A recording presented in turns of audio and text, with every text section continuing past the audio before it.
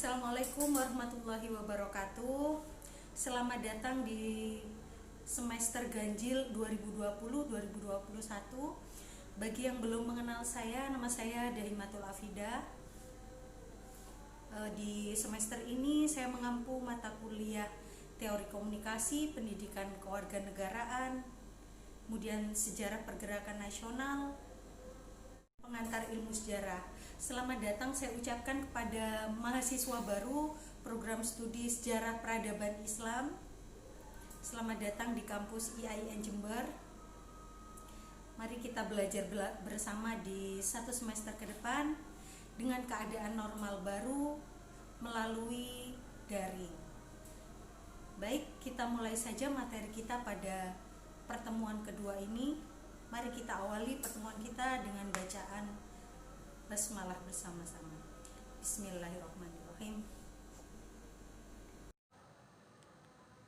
Baik, di pertemuan kemarin kita sudah membahas mengenai kontrak perkuliahan kita selama satu semester ke depan.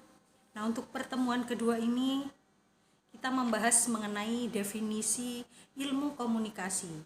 Jadi sebelum kita masuk ke teori-teori komunikasi, pertama kita harus mengetahui apa sih komunikasi itu. Nah, jika kita mendengar selintas kata komunikasi, semua orang pasti sudah tidak asing lagi. Komunikasi itu berarti berbicara, kemudian menyapa, kemudian berdiskusi, dan lain sebagainya. Jadi komunikasi ini memang kelihatannya hal yang sangat sepele. Akan tetapi di dalam teori ilmu komunikasi, ternyata ilmu komunikasi itu memiliki sejarah yang cukup panjang. Nah, di dalam kajian ilmu sosial atau sosiologi, syarat terjadinya sebuah interaksi sosial atau adanya ilmu komunikasi ini adalah adanya kontak sosial dan hubungan antara satu orang dengan orang yang lain atau antara satu media dengan media yang lain. Nah, kita bayangkan tanpa adanya komunikasi, maka sejarah peradaban manusia itu tidak akan pernah terbentuk. Nah, karena sebagaimana yang kita tahu bahwa kehidupan manusia untuk memenuhi kebutuhan sehari-hari, untuk memenuhi perkembangan ilmu pengetahuan, kita membutuhkan dialog. Kita juga membutuhkan adanya rekaman atau pewarisan pengetahuan dari masa ke masa.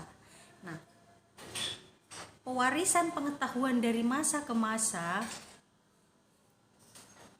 itu bisa kita abadikan dengan cara berkomunikasi atau kita sebut sebagai retorika. Nah, sejak manusia hadir dalam kehidupan, sejak itu pula manusia itu mengalami proses yang namanya pertukaran ide. Dengan itu pula informasi atau pengetahuan yang ditemukan oleh seseorang atau kelompok dapat diterima oleh banyak orang dan pada akhirnya ada sebuah persepsi yang diyakini oleh masyarakat terhadap satu hal.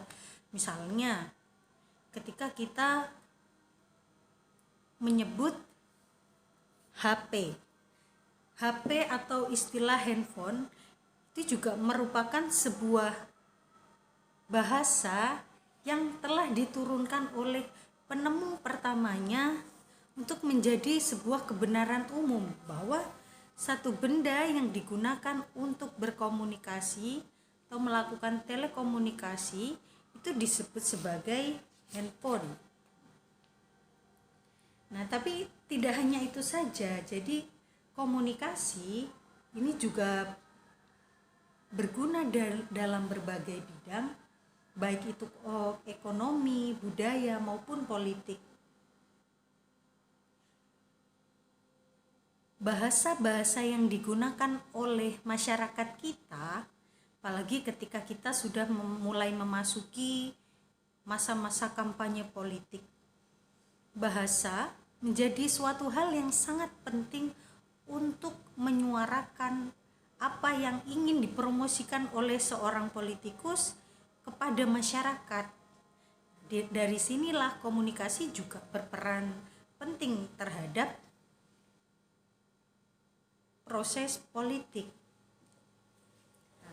Sebelum kita masuk ke ilmu komunikasi, bagaimana sejarah ilmu komunikasi atau retorika? Nah, pada abad ke-5 sebelum Masehi, dikenal suatu ilmu yang mempelajari pernyataan antara manusia ke manusia. Dalam bahasa Yunani disebut dengan retorika. Nah, kemudian dari retorika berubah kembali ke dalam bahasa Romawi, itu disebut sebagai retorika, dan kemudian dikukuhkan dalam bahasa Inggris yang disebut sebagai retorika.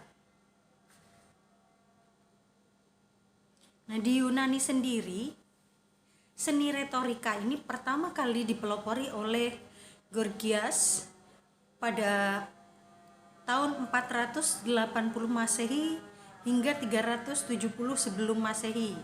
Sebelum Masehi. Gorgias ini juga sekaligus disebut sebagai guru retorika pertama dalam sejarah. Nah, kaum yang paling banyak mengembangkan seni retorika di Yunani kuno ini adalah kaum Sufi atau kaum Sofis. Nah, kaum Sofis ini siapa? Kaum Sofis ini merupakan kaum penggagas demokrasi pertama di wilayah Yunani. Jadi, para kaum Sofis ini menggunakan seni berpidato untuk menunjang kepentingan politik mereka. Nah, namun dalam perkembangannya, penggunaan retorika sebagai alat kepentingan politik dikritik oleh beberapa ahli seperti Protagoras dan juga Sokrates. Jadi, ketika retorika ini hanya dimaknai sebagai sebuah seni untuk menunjang kepentingan politik, maka memang timbul berbagai kritik dari para ilmuwan. Nah, seperti pandangan Protagoras ini, dia berpendapat bahwa kemahiran berbicara atau retorika ini bukanlah demi kemenangan semata, melainkan demi keindahan bahasa. Jadi dia tidak setuju apabila komunikasi ini hanya dimaknai untuk memperoleh kemenangan. Ketika orang berkomunikasi, maka ada dua hal yang akan muncul, menang dan kalah. Nah, sedangkan Protagoras ini tidak setuju dengan pendapat yang disampaikan oleh Gorgias. Menurutnya, kemahiran berbicara atau retorika ini adalah untuk mencapai sebuah keindahan bahasa atau ilmu tentang berbahasa itu. Nah, kemudian kritikan juga muncul dari Sokrates.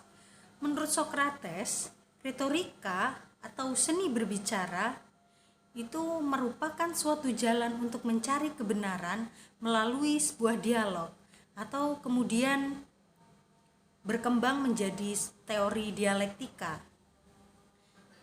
Nah, dialektika yang dikemukakan oleh Sokrates ini kemudian dikembangkan oleh Karl Marx pada masa berikutnya dan juga dikembangkan oleh Plato.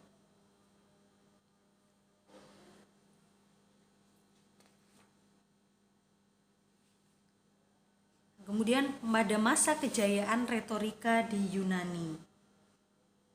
Jadi masa kejayaan retorika di Yunani ini muncul pada era Demosthenes dan juga Aristoteles.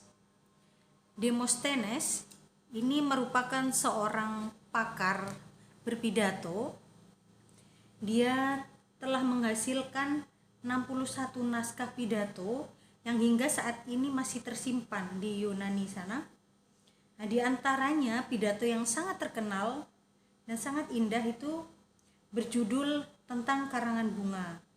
Nah, pidato ini berisi mengenai sambutan terhadap rakyat yang memujanya pada saat itu. ketika ia baru berhasil menyingkirkan lawannya Aeschines. Jadi di sini bisa kita lihat bahwa memang di era Demosthenes retorika ini banyak digunakan untuk kepentingan politik. Nah, selanjutnya Aristoteles. Nah, Aristoteles ini bisa kita sebut sebagai bapak filsafat yang memang menjadi pendiri dasar-dasar ilmu dari berbagai bidang, termasuk di dalam teori komunikasi. Aristoteles ini menjadikan retorika sebagai konsep yang realis atau nyata. Nah, meskipun Aristoteles ini merupakan murid dari Plato, di mana Plato ini dia memiliki filsafat yang cenderung mengagungkan ide-ide, justru Aristoteles ini tidak sependapat dengan gurunya. Dia lebih menekankan bahwa sebuah retorika ini merupakan konsep yang realis atau nyata. Menurut Aristoteles, retorika merupakan seni persuasi melalui pernyataan yang logis, singkat, jelas, dan meyakinkan melalui penggunaan bahasa yang bertujuan untuk memperbaiki atau korektif, memerintah atau instruktif, mendorong atau sugestif, dan mempertahankan atau defensif suatu yang dipercayai oleh seseorang. Nah, namun yang perlu digarisbawahi dari teori retorika yang disampaikan oleh Aristoteles ini, dia menekankan adanya sesuatu yang logis, sesuatu yang bisa dicerna oleh akal. Nah, ini yang berbeda dengan beberapa teori yang sudah disampaikan oleh ilmuwan-ilmuwan yang lain. Kemudian masa kejayaan retorika di Romawi. Jadi selain di Yunani, masa kejayaan retorika pertama kali ini juga dikembangkan di wilayah Romawi. Di kajian tentang pernyataan manusia atau retorika ini dikembangkan di Romawi pertama kali oleh Marcus Tullius Cicero pada tahun 106 sampai 43 sebelum Masehi. Nah, Marcus ini dikenal dengan bukunya yang berjudul The Orator. Nah, dia dikenal sangat mahir berpidato. Ketika berpidato, dia memiliki suara yang berat dan juga berirama mengalun. Kita bisa bayangkan ya, seperti beberapa news anchor atau beberapa MC saat ini, mereka banyak menggunakan teknik berpidato ala Marcus Tullius Cicero ini, dimana kita menggunakan suara yang lebih besar dan juga mengalun di saat nada rendah atau di saat kondisinya memang mengharuskan kita merendah. Misalnya ketika kita menyampaikan berita yang sedih, ketika menyampaikan berita duka, dan juga mengeras ketika kita menyampaikan sesuatu informasi yang tegas. Nah, Cicero ini menjadikan retorika sebagai ilmu yang menurutnya mencakup dua tujuan pokok. Yang pertama yaitu sebagai suasio atau anjuran, dan dissuasio ini tidak ada n-nya ya, atau penolakan. Jadi menurut dia retorika itu merupakan ilmu yang mencakup dua tujuan pokok, anjuran dan juga penolakan. Sebenarnya kalau kita cermati kembali, memang pengertian retorika menurut Cicero ini cenderung lebih sempit. Sebab di dalam berkomunikasi kita tidak hanya menyampaikan sebuah anjuran ataupun penolakan saja, kita bisa juga berdiskusi, bekerja sama, berkompromi, dan lain sebagainya. Nah, tahap berpidato menurut dia itu terbagi menjadi 2 step. Yang pertama, investio atau mencari tema atau bahan yang dipakai, dan ordo colocatio atau penyusunan teks pidato. Kalau di dalam ilmu sejarah, di dalam ilmu sosial juga, investio ini bisa kita sebut sebagai heuristik atau pengumpulan sumber. Jadi sebelum kita menyampaikan retorika atau orasi, hendaknya kita harus mencari tema atau bahan yang dipakai. Melalui apa? Melalui sumber-sumber teks. Karena kita konsentrasi kepada ilmu Al-Quran dan tafsir, maka sumber-sumber yang kalian gunakan untuk mencari tema atau bahan yang akan disampaikan di dalam retorika ini juga harus berdasarkan Al-Quran dan hadis. Nah, setelah kalian menemukan tema dan juga bahan yang digunakan untuk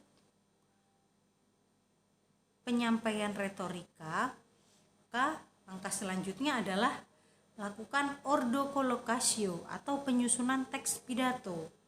Setelah kita mencari referensi, jadi kita tidak hanya dibatasi dengan Al-Quran dan hadis saja ya, kita juga bisa menggunakan berbagai perspektif para ilmuwan atau para ulama yang nantinya bisa kita gunakan untuk menyusun teks pidato. Terakhir, kesimpulan. Jadi, bagaimana menurut Anda ilmu komunikasi itu? Saya tunggu pendapat kalian. Apa sih ilmu komunikasi menurut kalian itu berdasarkan materi yang sudah saya sampaikan? Untuk pendapat kalian nanti bisa kalian ketik di kolom komentar LMS ataupun bisa di komen di YouTube channel saya. Terima kasih. Wassalamualaikum warahmatullahi wabarakatuh.